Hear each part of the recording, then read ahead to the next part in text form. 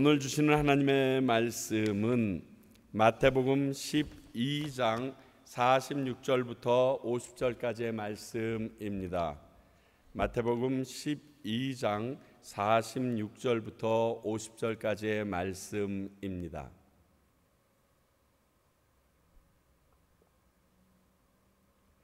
우리 모두 자리에서 일어나서 하나님의 말씀 받도록 합니다. 받들어 읽겠습니다. 하나님의 말씀 들으시기 바랍니다. 예수께서 무리에게 말씀하실 때에 그의 어머니와 동생들이 예수께 말하려고 밖에 섰더니 한 사람이 예수께 여짜오되 보소서 당신의 어머니와 동생들이 당신께 말하려고 밖에 서 있나이다 하니 말하던 사람에게 대답하여 이르시되 누가 내 어머니이며 내 동생이냐 하시고 손을 내밀어 제자들을 가리켜 이르시되 나의 어머니와 나의 동생들을 보라. 누구든지 하늘에 계신 내 아버지의 뜻대로 하는 자가 내 형제요 내 자매요 어머니이니라 하시더라. 하나님의 말씀입니다. 자리에 앉아 주시기 바랍니다. 기도하겠습니다. 하나님 아버지, 저희가 오늘 또 이 말씀을 통하여 하나님의 깊은 뜻을 고백하게 됩니다. 아버지여, 이렇게 시마다 때마다 저희들에게 귀한 말씀 주시니 어찌 당신이 살아계시다고 말하지 못하겠습니까? 살아계신 그 하나님께서 그 살아계심을 오늘 말씀 가운데 우리에게 드러내 주시고 귀가 열려 듣게 하시며 내 가슴이 뜨거워 뛰게 하시고 그리고 이 말씀이 나의 삶 속에 얼마나 중요한 요소가 되는지 확인받게 하여 주시옵소서. 성령님, 말씀을 전하는 둔한 종의 입술에도 함께 하시고 듣는 모든 성도님들 가운데도 주님의 사랑으로 함께 하시사 말씀이 뿌리 내릴 수 있도록 도와주시옵소서. 예수님 이름으로 기도하옵나이다. 아멘. 오늘 말씀은 여러분들께서 읽으시면서 두 가지를 생각할 수 있게 해줍니다. 하나는 굉장히 좀 의아하다라는 의견과 또 하나는 조금 생뚱맞은데 이러한 생각을 좀 갖게 합니다. 왜냐하면 그 이유가 첫 번째는 먼저 사랑의 예수님께서 자신의 가족들이 자신을 찾아왔는데 꼭 모른 척하는 것, 배척하는 것 같은 모습이 오늘 나타나고 있기 때문에 좀 의아한데 하는 생각이 들 것이고요. 또 하나는 지금 계속적으로 내용이 심각했습니다. 지금 예수님께서 귀신 들린 사람을 내어 쫓았는데 그 일을 가지고 예수님께서 귀신의 왕의 힘을 빌어서 그 일을 했다라고 얘기하시고 그것에 대하여 예수님께서 정확하게 논박하셨을 뿐만이 아니라 그런 말한 너희들은 성령님을 모독한 것이기 때문에 영원히 죄를 구원을 얻지 못한다는 얘기도 하시고 지금 말씀이 굉장히 심각하게 이 논쟁 쪽으로 계속 달려가고 있다가 갑자기 가족들이 왔다는 거예요. 그래서 그 가족들이 왔으니까 그 가족들이 얘기하려고 하니까 그 얘기 좀 들어보라는 얘기를 갑자기 합니다. 그러니까 약간 좀 갑자기 이게 뭐지 이렇게 항상 모든 이야기가요 기승전결이 있고 그래야 우리가 납득하기 쉬운데 그럼 불뚝 여기서 뭔가 새로운 것이 튀어나온 듯하기 때문에 생뚱맞은 느낌이 있으실 수 있습니다. 그런데 우리가 말씀을 읽을 때 기억해야 할 것은 이 말씀과 앞에서 들어오던 이 사건과의 연결점이 있다는 사실을 놓치면 안 됩니다. 다시 말해서 지금 바리새인들이 예수님이 귀신 들렸다고 하셨던 그들의 주장과 오늘 이 말씀은 또 다른 연장선상에서 동일한 내용을 우리에게 이야기하려고 하고 있다는 사실을 기억해야 한다는 것입니다.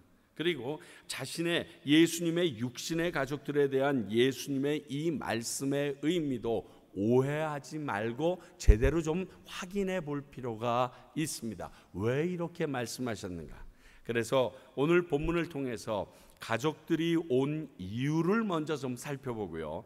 예수님이 말씀하신 가족이란 개념은 과연 무엇인가를 살펴보므로 우리에게 주시는 하나님의 음성을 좀 들어보도록 하겠습니다. 난 가족이 이렇게 애틋하고 저의 마음을 울리는지 몰랐었습니다. 정말 귀합니다. 먼저 예수님의 가족들이 예수님이 사역하시는 곳으로 왜 왔는가? 한마디로 얘기하면요, 정말 예수님에 대하여 오해하고 있기 때문에 왔다는 사실을 우리에게 알려줍니다. 자, 마가복음 3장을 보게 되면 오늘 이 얘기의 병행 구절이 있습니다. 그 병행 구절이 있는데 이렇게 쓰여 있습니다. 마가복음 3장 21절, 예수의 친족들이 듣고 그를 붙들러 나오니 이는 그가 미쳤다 하밀러라. 왜 왔다고요? 예수님이 미쳐가지고 이 미친 예수님 데리러 지금 가족들이 왔다라고 마가복음은 명확하게 알려주고 있습니다. 예수님이 귀신 들렸다고 보고 집에 데려가려고 온 것이 그들의 모습입니다. 가장 잘 이해하고 그 예수님의 사역을 서포트해야 될 가족들이 예수님을 오해해서 앞에 말했던 바리새인들과 동일하게 예수님의 사역을 그만두라고 말리려고 왔다라는 사실입니다. 참 얼마나 배신감이 심할까요? 내가 열심히 사역을 하려고 그러는데요, 간혹 제 아내가 제 이 마음을 알아주지 못하고 이렇게 해서 그 반대되는 의견을 얘기하면요, 그 말이 마저도 서운합니다.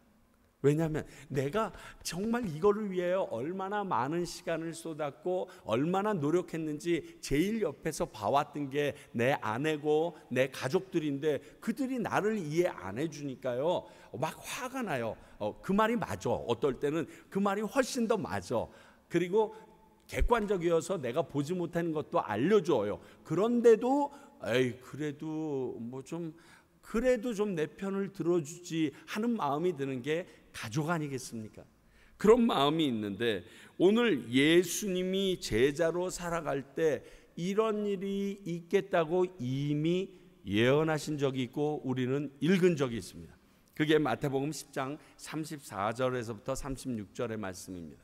내가 세상에 화평을 주려고 온 줄 생각하지 말라. 화평이 아니요 검을 주러 왔노라. 내가 온 것은 사람이 그 아버지와 딸이 어머니와 며느리가 시어머니와 불화하게 하려 함이니 사람의 원수가 자기 집안 식구리라.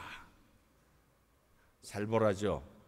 예수님의 말씀대로 살아가려고 노력하는 사람들에게는 이런 제자의 길에 자기 가족이 원수처럼 그 일을 막을 수밖에 없는 일이 일어난다라고 얘기해 주셨습니다. 그리고 그 일이 예수님에게 먼저 드러납니다.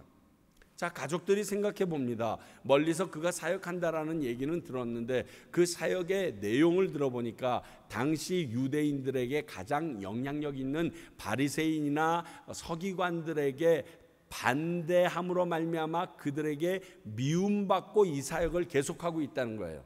자, 그럼 가족의 입장에서 볼 때 내 형이 그리고 내 아들이 그 어려운 길을 가고 있는 것이 차라리 안 가는 게 좋겠다라고 설득하고 싶은 마음도 아마 오늘 오셨을 때 예수님의 가족들에게 있었던 마음일 것이에요.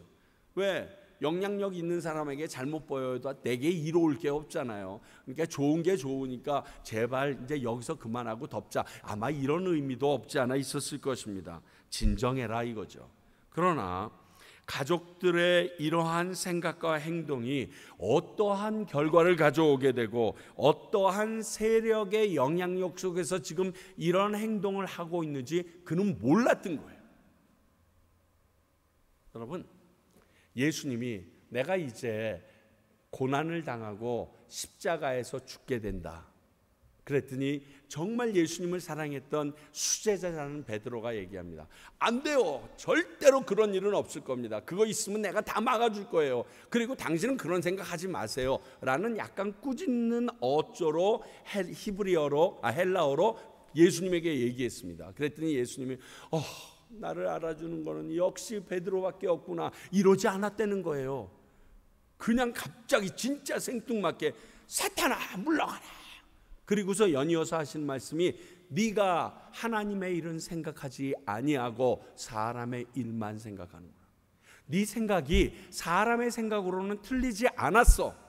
그렇게 생각하는 게 아름답고 바른 모습의 일이야. 그러나 하나님께서는 내가 고난당하고 십자가에 달려 죽어야지만 되도록 나를 이끌어내셨어 라고 지금 말씀하시면서 베드로에게 이 야단을 치신 모습이 나옵니다. 이제 우리 마태복음 16장 보면 저 정확하게 나올 텐데요. 지금 예수님에게 왔던 그 예수님의 가족들도 이러한 인간적인 아름다운 마음으로 왔지만 그 결과는 하나님의 일을 생각하지 않고 사람의 일을 생각하는 것과 동일한 결과를 가지고 왔다는 겁니다.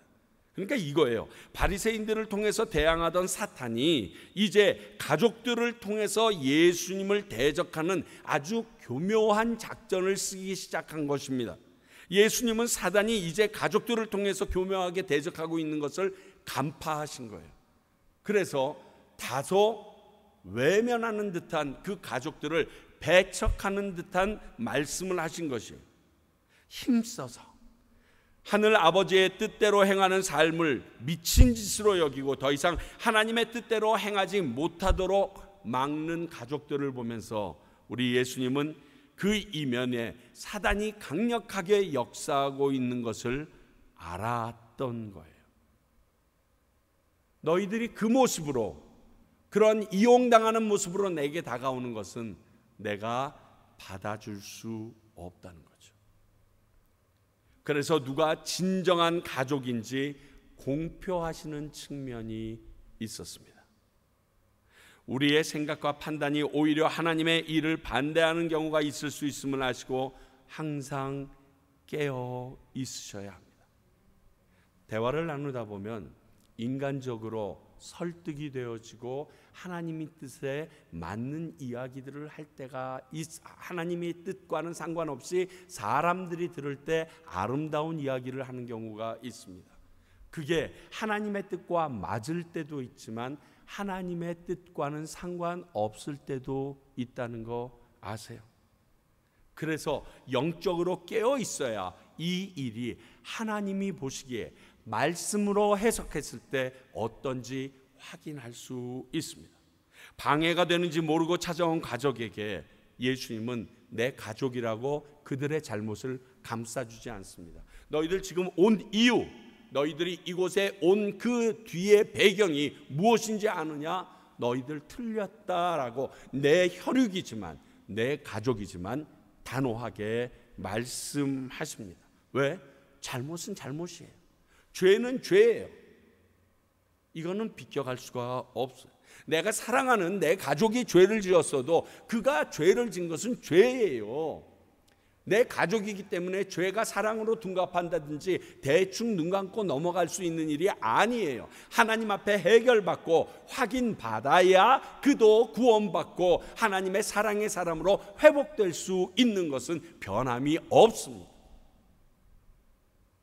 더군다나요, 이 찾아온 사람 중에 어머니가 있다는 것, 그럼 마리아가 있다는 소리입니다. 마리아는요, 이 사건 이전에 마태복음에는 없었지만 첫 번째 예수님의 기적이 뭐죠? 물을 포도주로 만드신 요한복음 2장의 사건입니다. 이 요한복음 2장의 마리아의 자세를 보면 예수에게 가서 포도주가 떨어졌다라고 얘기합니다. 아들에게. 그랬더니 아직 내 때가 되지 않았다고 얘기하는데 막무가내로 뭐라고 얘기하는 줄 아세요? 종들을 불러 모아서 이 사람이 하라는 대로 해라. 그리고 빙그두꾸 갑니다. 빙그두꾸는 성경에 없어요. 제가 봤을 때 그랬을 것 같아요. 그리고서 싹 갑니다. 그리고 그 무모하리 많지 말도 안 되는 분부. 지금 포도주가 없어요. 포도주는요, 포도를 따서 으깨서 시간을 들여가지고 그것을 발효시켜서 만드는 게 포도주예요. 그런데 포도주가 다 떨어졌는데 그냥 예수님에게 와서 무모하게 야, 이 사람이 시키는 대로 하면 포도주가 나올 거야. 이러한 뉘앙스로 얘기하고 쑥 가봅니다. 종들은 멀뚱멀뚱 떠 있습니다. 그런데 그 예수님께서 때가 안 됐다는데도 그 일을 저지르라고 해놓고 가버려서, 그리고 그 가버린 그 어머니의 뜻대로 물을 떠다 갖다 줘라 그랬더니 물이 포도주로 바뀌는 역사를 확인도 했습니다. 뿐만이 아니에요. 이러한 말을 할 수 있었던 마리아의 이유에 대해서 성경은 뭐라고 얘기하냐면 12살 때 이 예수님을 처음 성전에 데리고 들어갔다가 내려왔는데 3일길 왔다가 보니까 없어졌어. 그래서 또 차 올라갔더니 예루살렘에서 서기관들과 제사장들과 대화를 나누고 있어요. 그 모습을 보면서 너 왜 우리가 걱정이 되게 이렇게 했니? 그랬더니 뭐라고 얘기해요? 내가 내 아버지 집에 있어야 될 줄을 왜 모르셨나이까? 그랬더니 이게 쓸데없는 소리에 이르지 않고요, 마리아는 이렇게 써 있어요. 그 말을 마음에 두니라 새기니라 이렇게 써 있어요. 마리아는 그냥 넘어 지나치던 사람이 아니에요. 거기에 하나 더 플러스 할까요? 동정녀로 내가 남자와 관계하지 않고 태어난 아들이라는 것을 제일 정확하게 아는 건 마리아밖에 없어요. 그렇잖아요. 마리아는 어느 날 갑자기 걸어가고 있는데 배가 이만큼 불러나온 거예요. 이게 뭐지? 그랬더니 천사가 나와서 야, 성령으로 잉태된 거야. 그게 세상 죄를 지고 갈 그 어린 양인데 너 그거 알아야 돼. 지금 무슨 소리 하는 거야? 그런데 10달 되니까 진짜 아기가 태어나. 이거를 제일 정확하게 알고 있었던 것은 마리아였어요. 그렇기에 가나의 혼인잔치에도 그렇게 말할 수 있었었고, 그리고 12살 난 어린 예수가 이야기하는데도 그것을 마음에 새길 수밖에 없었던 게 마리아예요. 예수님이 누군 줄 알아요. 예수님이 어떠한 존재인지 가장 정확하게 알아요. 그런 마리아가 예수님이 하시는 일을 막으려고 왔다는 것이 굉장히 의아스러워요. 최소한 마리아는 그 동생들이 막 갈 때 냅둬라 냅둬, 걔가 갈 길이 그 길이야, 우리가 막으려서 될 일이 아니고 그 수준과 우리 수준은 달라, 뭐 이러면서 막았어야 되지 않아요? 여러분 객관적으로 생각해 보세요. 그랬어야 맞죠. 근데 쫓아와서 야, 너 미쳤구나, 같이 가자. 그래서 제가 깨어 있어야 한다라는 말을 쓴 것입니다. 이미 예수님을 경험한 사람인데, 예수님이 어떤 분이신지 내가 확인받은 사람인데, 그리고 오랫동안 말씀 가운데 그분이 어떤 분인지 성품을 시시콜콜이 정도로 다 알고 있음에도 깨어있지 않으면 그 예수님의 일에 정반대되는 자리에 나도 모르게 어느 사람가 서 있더라는 거예요. 그분을 대적하는 자리에 나도 모르게 서 있게 되더라는 거예요. 오늘 예수님의 가족들이 예수님이 사역하는 곳에 오신 이유는 이러한 예수님을 미쳤다라고 말하면서 데려가려고 왔다라고 그랬어요. 왜? 이 모든 사실을 명확하게 알고 있던 마리아조차 그 순간 깨어있지 못함이 아닌가 확인해 봅니다. 예수님을 믿는 우리들은 순간순간 영적으로 깨어서 판단할 수 있고 행동할 수 있고 말할 수 있어야 합니다. 모든 세상 사람들이 저게 맞다라고 박수를 치고 그것에 대하여 인정할 수밖에 없는 그 단계를 끌어냈다고 하더라도 이것이 하나님의 측면에서 어떠한 사건인가, 예수님처럼 그 가족들 이면에 예수님을 공격하는 바리새인과 동일한 사탄의 역사가 있다는 것을 간파할 수 있어야 된다. 두 번째는요, 예수님은요 가족을 홀대하신 적이 없다는 분인 것을 우리가 좀 알았으면 좋겠습니다. 오히려 가족 사랑이 지극한 분이셨음을 성경을 통해서 우리는 좀 확인할 수 있습니다. 첫 번째가요, 십자가에서 제자 요한에게 육신의 어머니를 맡기시는 모습이 나옵니다. 한번 보시겠어요? 예수께서 자기 어머니와 사랑하시는 제자가 곁에 서 있는 것을 보시고 자기 어머니께 말씀하시되 여자여 보소서 아들이니이다 하시고 또 그 제자에게 이르시되 보라 내 어머니라 하신대 그때부터 그 제자가 자기 집에 모시니라. 예수님이 벌거벗은 상태로 처참하게 죽어가고 있습니다. 그런데 그 육신의 어머니는 바로 앞에서 대성통곡하며 아마 기절도 몇 번 했다 깼을지 몰라요. 그 모습으로 앞에 있습니다.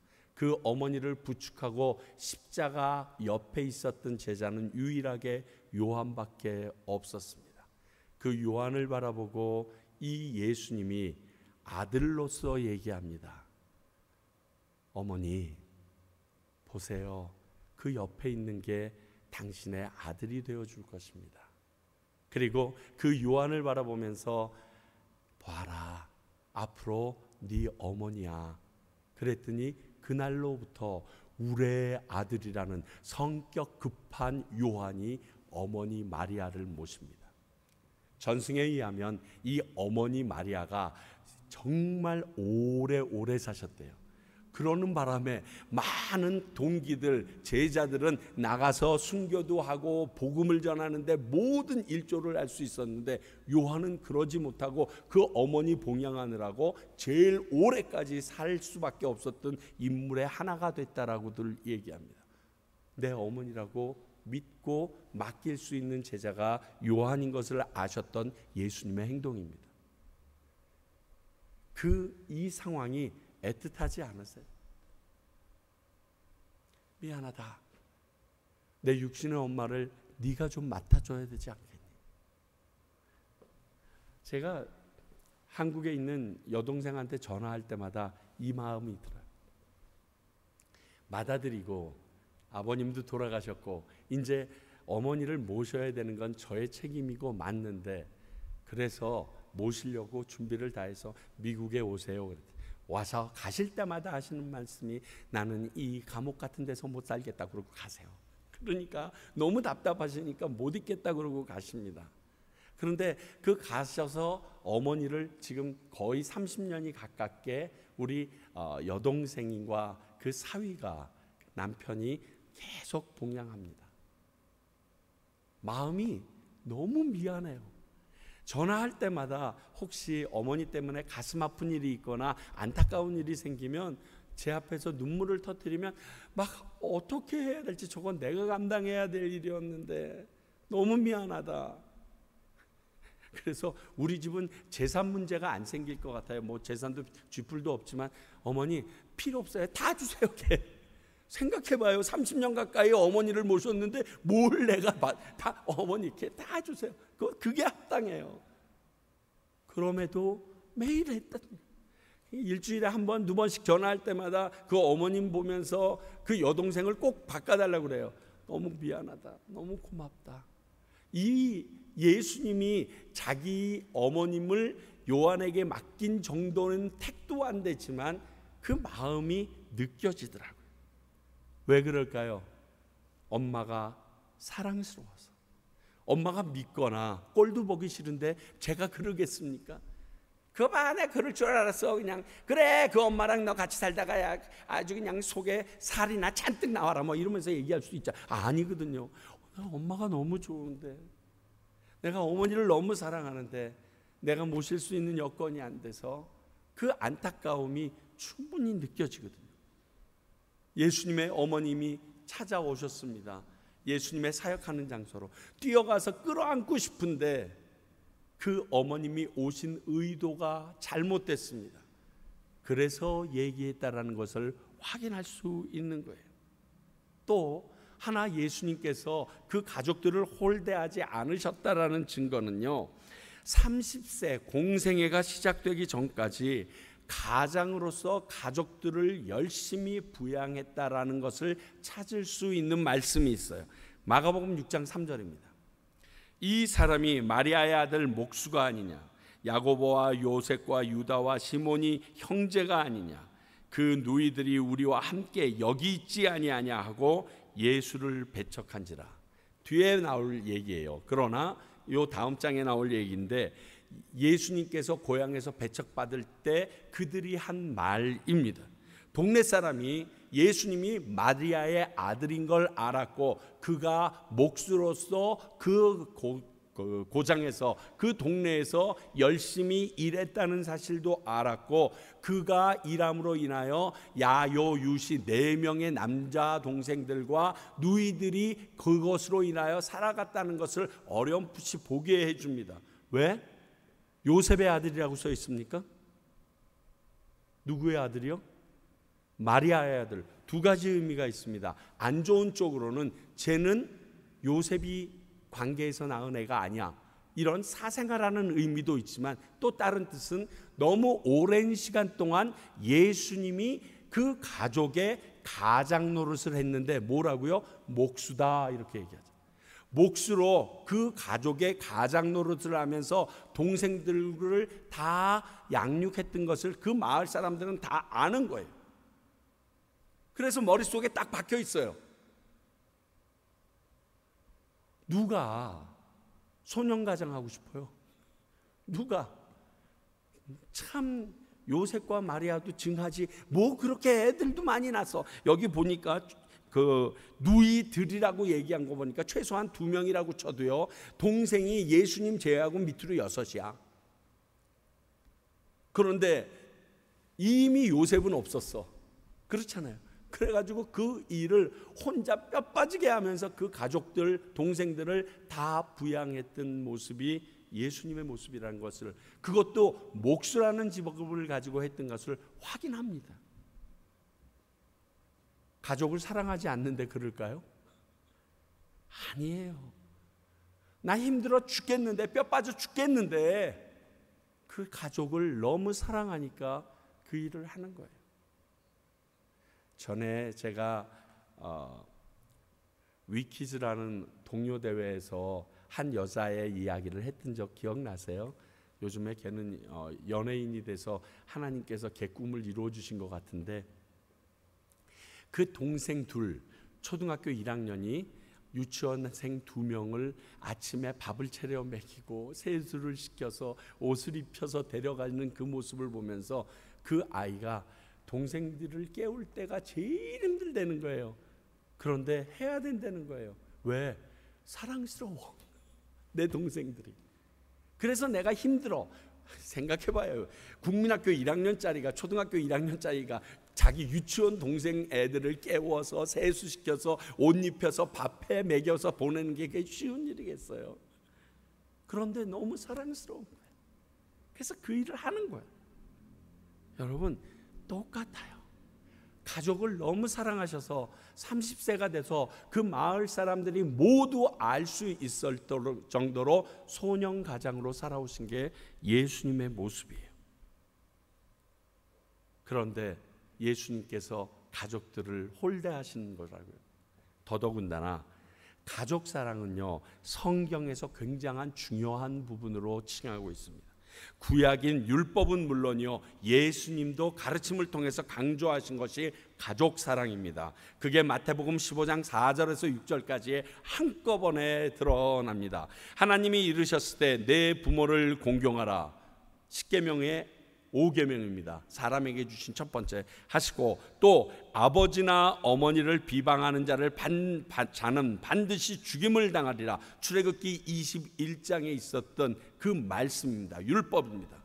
하역건을 너희는 이르되 누구든지 아버지에게나 어머니에게 말하기를 내가 드려 유익하게 할 것이 하나님께 드림이 되었다고만 하기만 하면 그 부모를 공경할 것이 없다 하여 너희의 전통으로 하나님의 말씀을 폐하는도다. 이게 고르반이라는 건데요, 마태복음 15장에 다시 한번 설명을 하겠지만 이겁니다. 너무 좋은 물건이 있는데 이거 나 하나님께 다 드렸어. 그러면 그걸 하나님께 드렸기 때문에 그 물건으로 내 부모를 봉양할 의무가 없어진다는 거예요. 그렇게 약삭받은 짓을 하면서 부모 봉양을 하지 않고 있는 당시 세대의 유대인들을 예수님께서 책망하면서 뭐라고 얘기해요? 하나님의 말씀을 폐하는 놈이다라고 얘기했어요. 그러니까 예수님의 가르침은 내 부모를 공경하는 것이 지금 시대에도 당연한 것을 하나님께 드렸다고 얘기하면서 결국 나중엔 그건 너희들 위해서 쓰지 않느냐, 요 나쁜 놈들아, 지금 얘기하시는 모습이에요. 그러니까 구약시대 율법에도 부모를 공경하고 가족을 사랑하는 것은 적혀져 있었고요. 그러고 신약시대에 와서 예수님께서 그 행위를 못하는 사람들을 책망하신 것을 보면 이것은 예수님께서 자기의 가족들을 그 당시 책망하면 여기에 이율배반적인 모습이잖아요. 뿐만이 아닙니다. 초대교회에서도 이 가족에 대한 사랑은 굉장히 강조되어 있었습니다. 디모데전서 5장 8절 볼까요? 누구든지 자기 친족, 특히 자기 가족을 돌보지 아니하면 믿음을 배반한 자요 불신자보다 뭐라고요? 더 악한 자라. 가족을 안 돌아봐. 가족이 나를 힘들게 하고 그리고 나에게 귀찮게 안 돌아보면 예수 안 믿는 사람보다 더한 놈이라는 거예요. 하나님 알지 못하는 놈보다 더하다는, 이방인보다 더 악한 놈이라는 거예요. 그러므로 믿음을 배반하지 않으려면 내 가족을 사랑하고 끌어안아야 된다는 거예요. 여기 조건이 없어요. 너에게 잘하는 가족들만이 아니에요. 네게 이득이 되는 친족, 혈족만이 아니에요. 혈족은 누가 허락하시는 거예요? 여러분들이 그 엄마랑 그 아버지에게서 태어나고 싶어서 태어났어요? 나와 보니까 엄마가 그분이고 아버지가 그분이에요. 하나님이 하신 일이에요.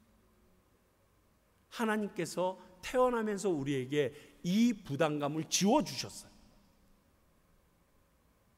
이것이 너무 중요하다라고 초대교회 때도 강조했어요. 예수님께서 이런 가족에 대해서 특히 내 아버지의 뜻을 운운하면서 하나님의 말씀을 거스리는 일을 하실 분이 아니잖아요. 그러니까 오늘 말씀은 가족 사랑을 타부시했던 예수님의 모습이 아니라는 것을 우리가 알고 봐야 합니다. 그럼 뭘까요? 50절 말씀이 정답입니다.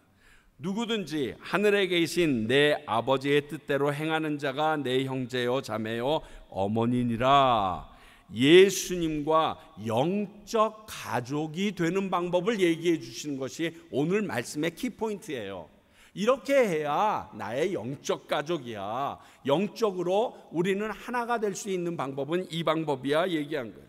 여기에서요, 육신의 가족과 영적인 가족을 구분하고 계시는 예수님의 모습입니다.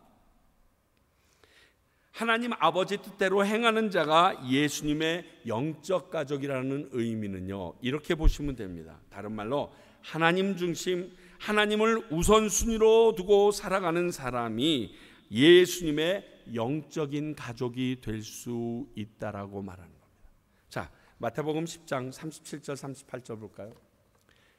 아버지나 어머니를 나보다 더 사랑하는 자는 내게 합당치 아니하고 아들이나 딸을 나보다 더 사랑하는 자도 내게 합당하지 아니하며 또 자기 십자가를 지고 나를 따르지 않는 자도 내게 합당치 아니하니라. 제일 중요한 건 나야. 예수 그리스도야. 하나님이야. 우선순위가 나냐고.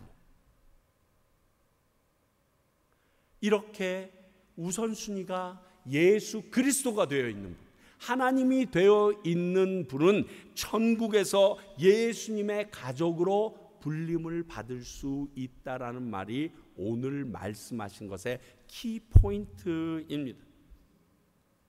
뿐만이 아닙니다. 예수님의 제자로 예수님이 가신 길을 기꺼이 따르는 사람들을 예수님은 내 가족이라고 49절에서 이야기합니다. 49절 우리 오늘 본문을 보면 뭐라고 써 있습니까? 모든 것을 다 포기하고 지금 예수님을 따르는 제자들을 가리켜서 이 말씀을 하셨어요. 저들이 내 어머니요. 거기 제자들 중에 여자가 어디 있어? 저들이 내 어머니요, 내 가족이고 내 자매고 그렇다. 이것이 바로 우리가 예수님이 말씀하시려는 의도가 무엇인지 확인할 수 있습니다. 그러면 여기까지 생각이 미쳐야 합니다. 예수님의 가족이 된다는 의미는 예수님께서 가신 그 길을 자기 십자가를 지고 기꺼이 따르는 사람이라면 예수님이 받으실 영광뿐만이 아니라 예수님이 겪게 될 고난과 수치와 핍박도 함께 갈 수 있는 사람이어야 예수님의 가족으로 대우받을 수 있다는 거예요. 우리는 좋은 것만 자꾸만 뽑아 먹으려고 그러는데 이 내용의 끝이 그게 아니에요. 내가 받을 고난에도 너희들이 함께 십자가를 지고 따라와야 나의 가족이 될 수 있어. 이게 말씀 뒤 안에 숨어있는 자간의 말씀이에요. 하나님을 위하여 희생하고 손해볼 각오가 되어 있느냐? 그렇다면 너희는 예수님으로부터 영원한 가족으로 인정받게 된다. 이 얘기가 오늘 말씀하시고자 하시는 중심입니다. 자, 그렇다면 우리에게 이 말씀을 어떻게 적용해야 하는가? 지금 나의 육신의 가족이 있습니다. 가족이 될 사람들도 있고요. 온전한 예수님 안에서 육신과 영적인 가족이 되려면 그들은 하나님의 뜻대로 살아가야 되고요.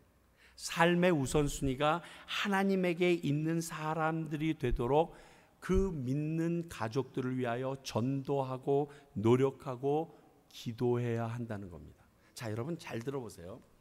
지금 하나님 예수님의 가족이 된다는 것은 영원한 거예요. 다른 말로 하늘나라 가서 그분의 아들이라 딸이라 칭함을 받으면서 살 수 있는 기회가 된다는 거예요. 근데 내 육신의 가족을 사랑한다고 하는데 그 육신의 가족은 이 땅에서 끝이야. 너 따위를 내가 하늘 따라가서까지 보기 싫어. 지금 이렇게 생각하는 분이라면 내가 모르겠지만 그렇지 않다 그러면 내 이 육신의 가족이 예수 그리스도를 믿어서 예수님이 그 삶의 우선순위가 되어 영원히 함께 살 수 있는 가족으로 천국까지 가길 원하면 너희들이 그들을 향하여 복음을 전하고 그들을 위하여 기도하는 일을 끝이지 말아야 된다.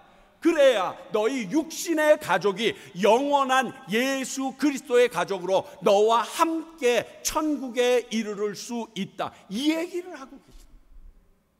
이게 오늘 본문 말씀이 우리가 적용해야 될 부분.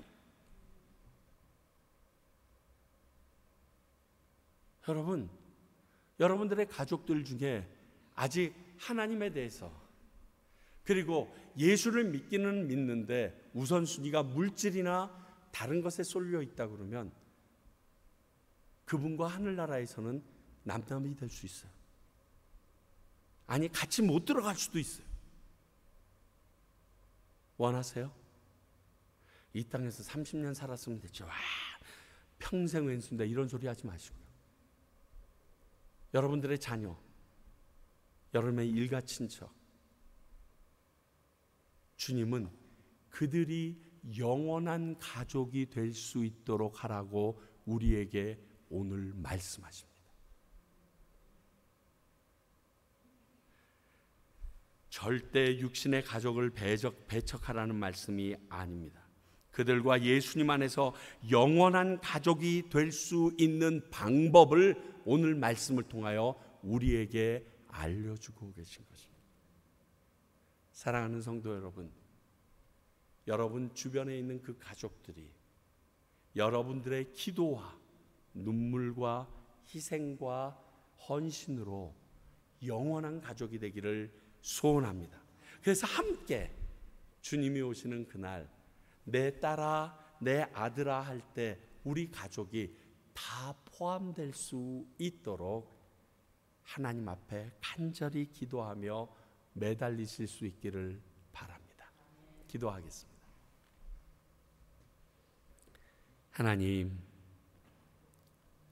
오늘 이 말씀이 그 큰 그림을 그리고 계신 것을 확인합니다. 내가 사랑하는 내 가족을 나보다 더 사랑하시는 예수님의 그 진정한 사랑을 확인합니다. 미처 생각하지 못했는데 주님 우리로 하여금 깨어있게 하시사 하나님의 뜻 가운데 서 있는 나와 우리 가족 되게 하시며 또 그 가족들이 그 나라에 이르러서도 함께 하나님 안에 예수 그리스도의 가족으로 하나 되도록 도와주시옵소서. 예수님 이름으로 기도하옵나이다. 아멘.